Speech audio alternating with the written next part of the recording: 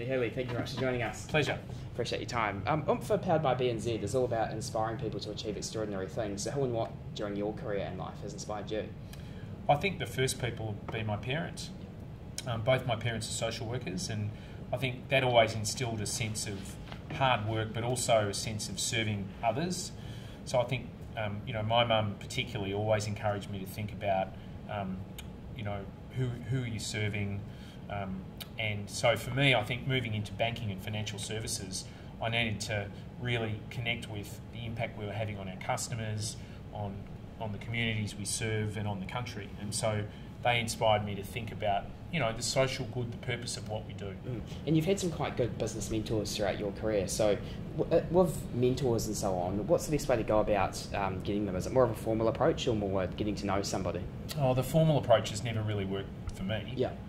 I've just found as you move through life and through your career, you meet lots of people and you connect with some and you don't connect with others. Yeah. So for me, it's the ones you connect with that you go, you've done some great things in your career, you've got an interesting perspective, I can learn from you. And then for a period of time, you spend more time with them. You might ask them for advice, so that's kind of formal, I suppose, but generally it's about connecting with people. And it's about connecting with people who all have a range of different strengths and bringing that all together? Yeah, that's right. Some of them will be, in my profession, often it'll be great entrepreneurs. Yeah. And those are people that have achieved extraordinary things starting with nothing, and you learn, they have lots of life lessons that you can learn from. Yeah, and you joined B&Z in 2009, coming in to lead the Partners Centre. What are some of the key learnings from your time leading the Partners Centre for 4.5 years that you have integrated into your role as CEO and Managing Director today? Well, I think probably the most important is always putting the customer front and centre in all that we do and everything we think about. Yeah. In the Partners business, they'd done a lot of thinking. That it was a newly formed business when I joined, and we did a lot of thinking about what does the customer really value. And that's not just going to be, you don't want to constrain yourself by the products and services that you traditionally provide. That's what led us to rolling out the 33 partner centres around the country, which became a office away from the office for our customers. That was about what do our customers value, particularly SMEs in New Zealand that can't afford to invest in front of house. And we delivered that network, which has been hugely successful. Yeah, and have you had great feedback from that from businesses? Yeah, we have. I mean, they're close to 100% occupied most of the time. So amazing, they've really hit a nerve, I think, for underlying need that businesses have in New Zealand, access to good quality premises. Yeah, and now having been CEO and Managing Director for 4 months, what do you want B&Z to become under your leadership?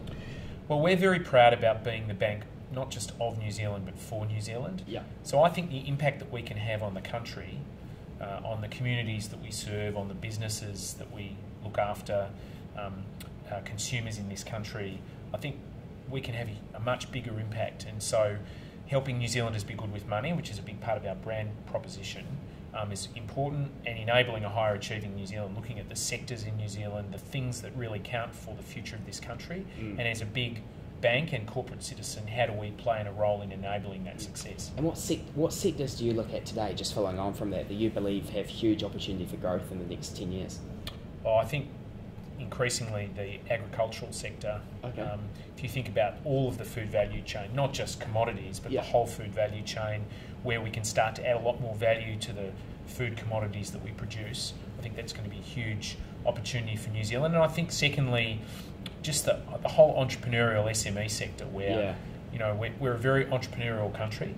I think the IT sector in particular, financial services, where you can see some great innovation coming out of New Zealand, I think we've got to encourage more and more of that. Yeah, brilliant. Okay, and after spending 18 years with the ANZ Banking Group in roles such as CEO of UDC Finance, Deputy Group Managing Director of AM Bank Group and so on, you've spent a lot of time in banking over your life. So what would your key bits of advice be for people who are really wanting to get into banking? You've got to have a passion for customers and have a real interest in how things work. So for me, I've always loved spending time with customers, understanding how their business works, how they make money, how they grow, what's important to them as individuals. So I think, you've got to have a passion for customers and what makes them tick. So that's the first thing. Okay. I think the second is to always ask questions and always think of yourself as learning. So don't think you've finished learning. In my role now, in any role I've had, there's always so much to learn. So have a real hunger for learning and doing better and lifting the bar on yourself, and that will that'll just mean you get better and better at what you do. Yeah, brilliant. Okay. So is a good education vital for people wanting to get into banking? I think increasingly, because the market's so competitive, it makes sense to pursue tertiary education. I went to university. I never wanted to leave, so I did 3 degrees, and I think that's all stood me in good stead for my future career. But I've worked with lots of colleagues who didn't go to university, have been entrepreneurial, have been bright, capable, have learnt on the job. So I think there are different ways that you can build your career. Yeah, and just talking about your training in particular, you got a Bachelor of Sciences at 1990 before doing some commerce training and so on. Did the science degree, do you think, give you quite a nice competitive advantage in banking, with it being traditionally quite different to just the straight commerce pathway? Well, I think science certainly gives you a discipline around how you inquire, how you use data and facts and insights to draw conclusions. It's a very there's a scientific method to that. So I think that's helped me. I'm quite analytical, and I think that's helped me through my career work through problems, solve problems, and look at underlying causes and data that points you in the right direction. Yeah, and currently within BNZ, other roles that you're involved in include being on the BNZ board, Group Executive Committee for NAB, Deputy Chair of the New Zealand Bankers Association, and so on. Do these other roles, is it important as a CEO or as a business leader in general to keep getting into other roles? Some of your other ones obviously include the ICE House, ICE Funds, JB Ware Holdings and so on, to keep upskilling yourself and giving yourself more depth of knowledge so that you can integrate what you're learning elsewhere into your core job? Yeah, I certainly think you have to have an external perspective. Okay. Because if you get too internally focused on your own company, you can miss a lot of things that are happening in the world. Yeah. So some of that comes from different boards and different companies that I'm involved with. Some of it just comes from reading more broadly and reading The Economist, or you know, trying to make sure that you've got an external orientation all the time. Yeah. So I think it's more about having an external orientation, and how you get that differs for different people. Brilliant. And just speaking of reading briefly, I mean, it's a thing that lots of CEOs and business leaders say it's really important to keep reading. But one thing the young people we've talked to have said is that they just don't find they have time to read. They're just so busy. Do you put time aside to read great articles and so on? Yeah, I do. I like reading. Yeah. So increasingly these days, I certainly wouldn't read a fiction book anymore. No.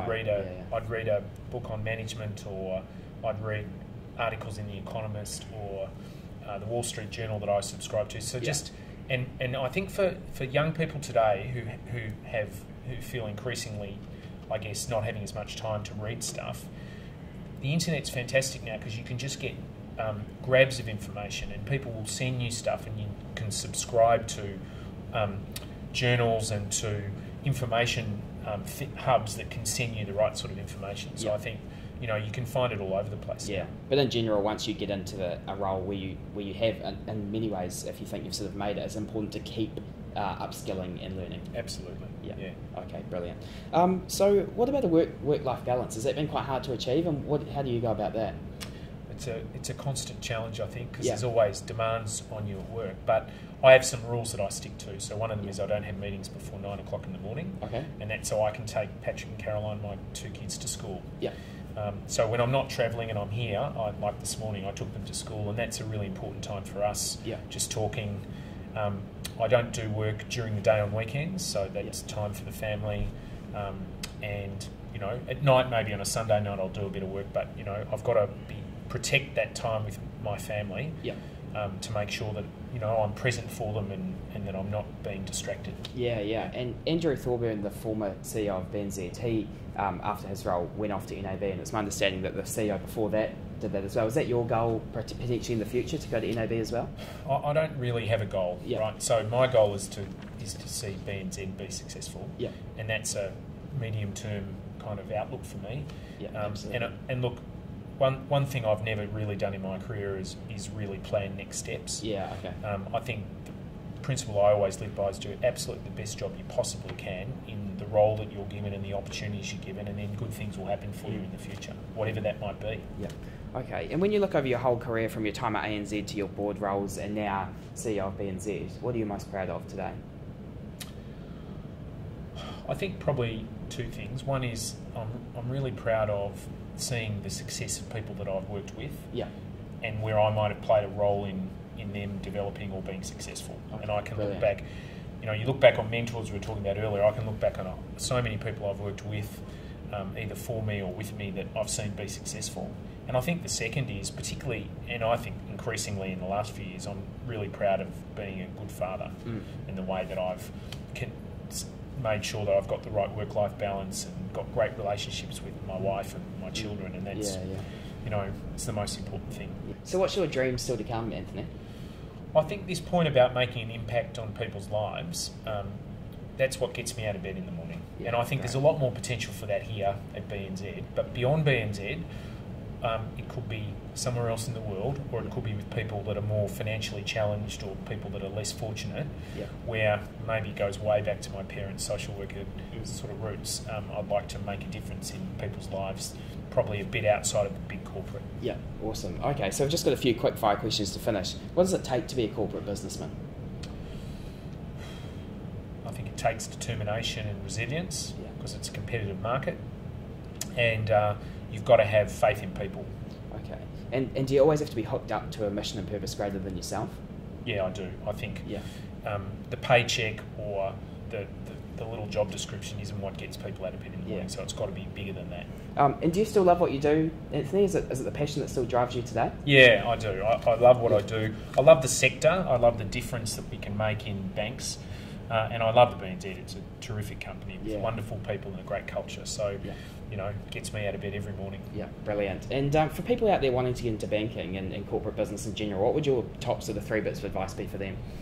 Well, the first one would be always keep learning. Keep asking questions, and so always keep learning. The second would be always look for the greater purpose, and we've talked about this, the impact that you have on people's lives beyond just the job description.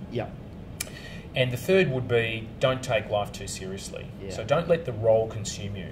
Think about your family and think about the fun side of it as well. And yourself as a person. You can't be all consumed by the job you do. Yeah, awesome. And just before we finish, what would the 16-year-old boy you were think of who you've become today? Would he be proud? I think he'd be proud. He might think I'm a bit boring in a suit, but he'd be pretty proud of what I've done, I think. So to finish off, Anthony, can you please look down our camera and tell us, what are your wise words for the people of New Zealand? Be ambitious for yourselves, be ambitious for the country, because there's so much potential in New Zealand, and be good with money. Great. Anthony, thanks so much. Thank you. Cheers.